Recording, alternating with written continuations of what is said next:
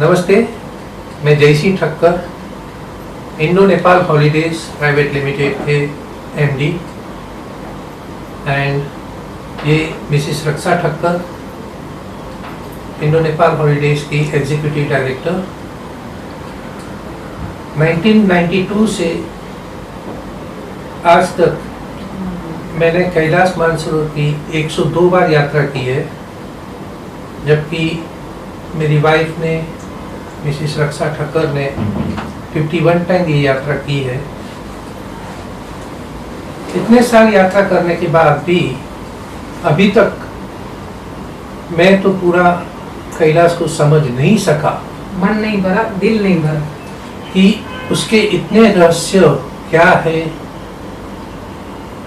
मैं नहीं समझता कि ये एक उम्र काफ़ी होगी कि मैं इस पूरे रहस्य को समझ सकूं, पर कोशिश रहेगी कि आज तक जो अनुभव मुझे हुए हैं, जितना मैं समझा हूं, वो मैं आपको बताऊं। कैलाश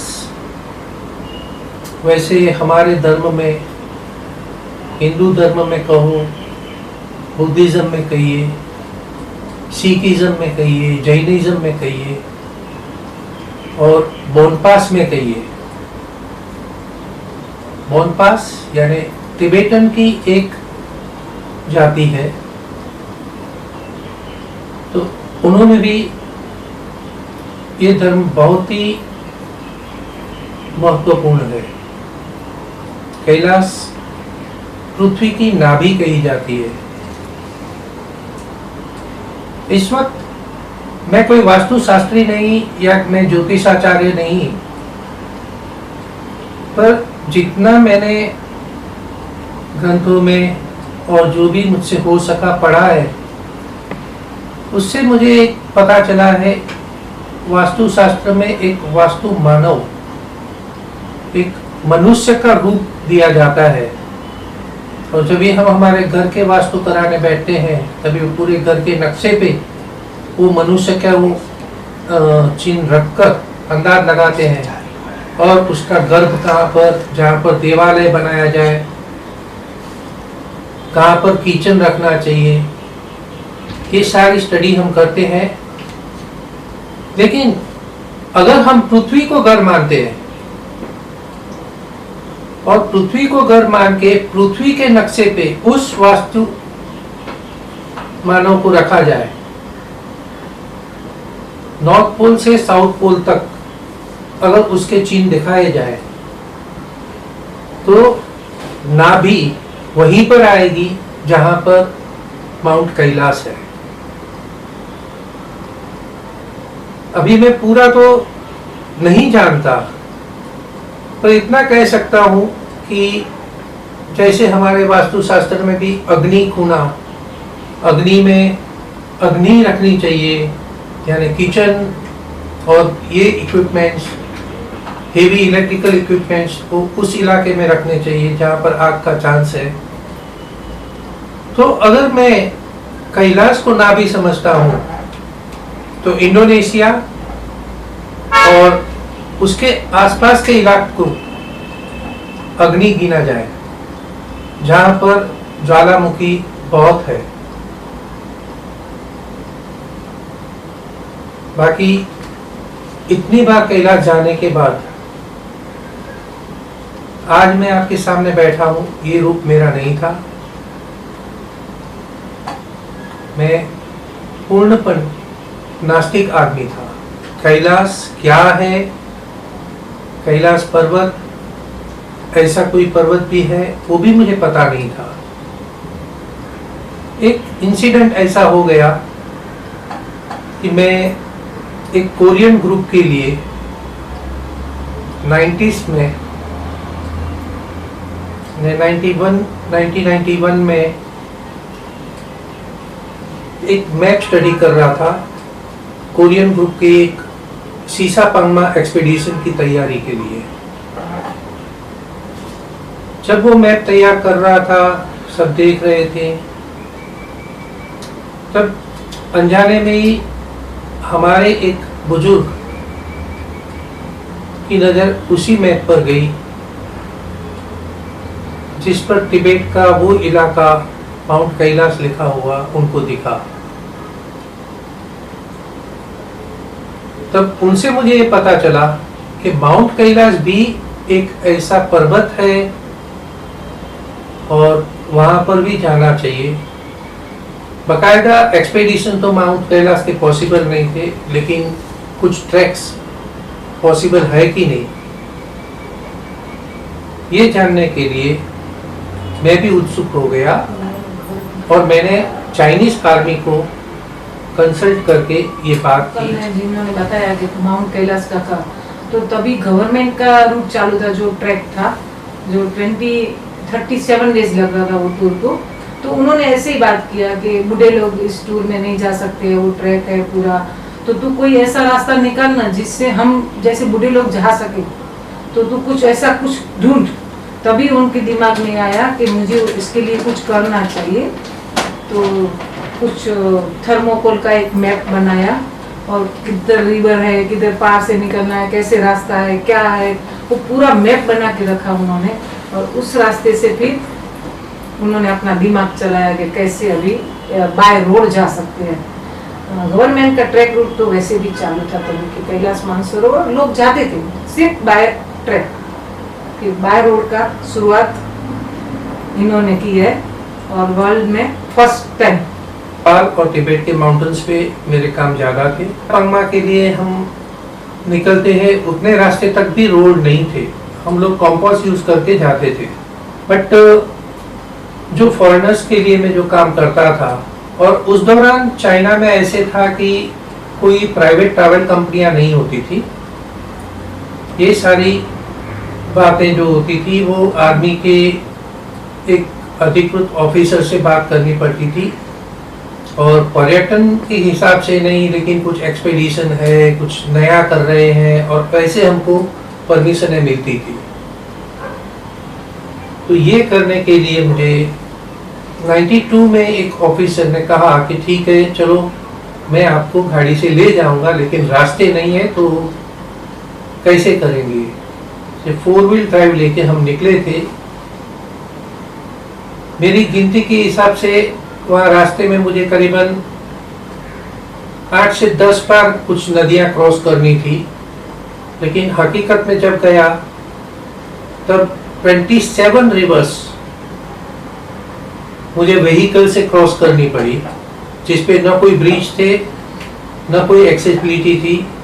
अगर पानी लो है तो हम पार कर सकेंगे गाड़ी से, वरना बीच में फंस जाएंगे। तो किनारे पे रह जाते थे। तो तभी काफी कठिनाइयां थी।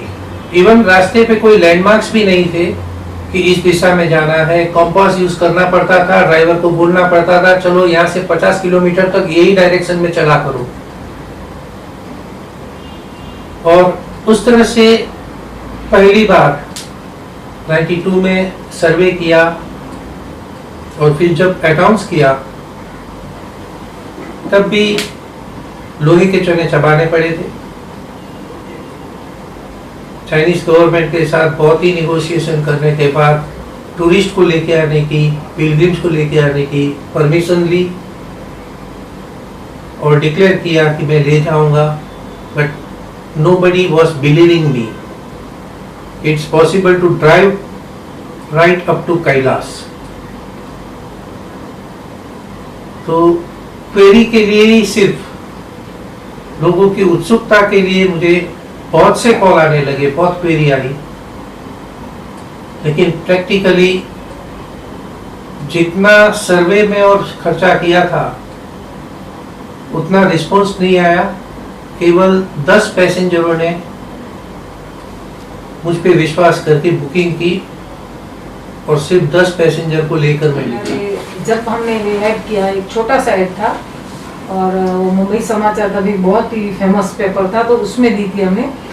तो 1000 के प्लस कॉल थे कि कैसे जा सकते हैं बाय रोड, कैसे जा सकते हैं। हम उसका पूरा डिटेल देके हम खुद भी थक जाते थे कि कैसे, कितना उसका डिटेल देने के लिए पैसेंजर इतने उत्साहित थे कि कैसे जाना है, कैसे जाना है। तो हम लोग इतना लंबा भाषण देते थे उसके ऊपर, लेकिन फाइनली सब लोग इतना ट्रस्ट नहीं किया और सिर्फ 10 लोग आए। फिर भी एक शुरुआत हुई, अच्छी शुरुआत हुई। भगवान ने हमको साथ दिया और गॉड इज ग्रेट वो बोलते हैं, तो गॉड का अपने ऊपर आशीर्वाद था। वो आशीर्वाद के हिसाब से पीछे मुड़ के नहीं देखा है 93 से। जय सिंह भाई, जैसे कि मैडम ने बताया कि इतने कॉल्स आए, तभी तो मोबाइल भी नहीं हुआ करते थे, तो आपको इतने कॉल्स अटेंड करते, तो आप कभी इरिटेट हुए क्या ये सब चीज से? बहुत बार, मैं नहीं होती, बहुत बार इरिटेट होते थे, क्योंकि खाना खाने तक का वक्त नहीं देते थे। एक कान में फोन रख के खाना खा रहे थे, तो लैंडलाइन पे लोगों को पूरा यानी जानने की इतनी उत्सुकता थी कि किस तरह जा रहा है, कैसे कर रहा है, ये जानने के लिए ही सिर्फ फोन करते थे। मीन्स ये टूर में जाने उनको खुद को जाने का रिस्क किसी को लेना ही नहीं था। सब लोग वहाँ कोई ऑन द वे ऑन रास्ते अप टू कैलाश तक कहीं भी फोन नहीं थे, कुछ भी नहीं है। जब आदमी अंदर गया, तो जब फर्स्ट टाइम ये गए थे तभी हम लोग भी टेंशन में थे घर में कि उधर तक गए और 16 दिन के बाद जब बाहर आए तभी पता चला हाँ सब जिंदा है। इतना। What was your first experience? जैसे आपने कैलाश को देखा तो पहला आपका क्या वो था? पहली बार जब गया तब ऐसे नास्तिक गया था। एक ट्रैकर, प्रोफेशनल ट्रैकिंग कंपनी चलाने वाला ट्रैकर, लेकिन पता नहीं वहां के वाइब्रेशंस जो थे, वो वाइब्रेशंस ने पता नहीं मेरे दिमाग में क्या चेंजेस ला दिए कि वहां से आने के बाद दिमाग में गुस्सा भी नहीं होता था और बहुत ही शांत चित्त हो गया। और जब भी वहां पर था तो एक अलग सी फीलिंग थी। आई कैन नॉट एक्सप्लेन करना पॉसिबल ही नहीं है मेरे लिए कि वो भूमि में मुझे क्या हो रहा था, एक्सप्लेन ही नहीं कर सकता। हाँ, इतना जरूर था, मन की शांति बहुत मिली। चाहे ऑक्सीजन लेवल कम था, इतनी जिम्मेदारियां थी मेरे साथ। 80 प्लस एज के बुजुर्ग चले थे, तो जिम्मेदारियां भी थी कि उनकी तबीयत को कुछ नहीं हो जाए। हाई एल्टीट्यूड है, हाई एल्टीट्यूड पे ऑक्सीजन लेवल 67% से भी कम है, तो उस जिम्मेदारियां में भी पता नहीं अंदर से एक सुकून हो गया था। लेकिन 94 मेरी अर्धांगिनी को साथ में ले गया। उस दौरान मुझे पता चला कि नहीं, लोग कहते हैं वो गलत है कि कैलाश में कुछ नहीं, उधर जाके क्या करेंगे। अगर हम पर्सनली वहां जाते हैं तभी हमको कुछ मिलता है। कहते हैं हमारे गुजराती में, आप मरे स्वर्ग जवाए। हमारे गुजराती में ऐसे ही कहते हैं, आप मरे स्वर्ग जवाए। तो अगर स्वर्ग का अनुभव लेना है तो मेरे या किसी के कहने से या 4 फोटोग्राफ देखने से नहीं मिलेगा। वो अनुभव वहाँ अपने खुले दिल से, हल्का मन रख के, सारे लालच छोड़कर वहां पर जब बैठते हैं, जरूर से मिलता है। मुझे मिला है, आपको भी मिल सकता है।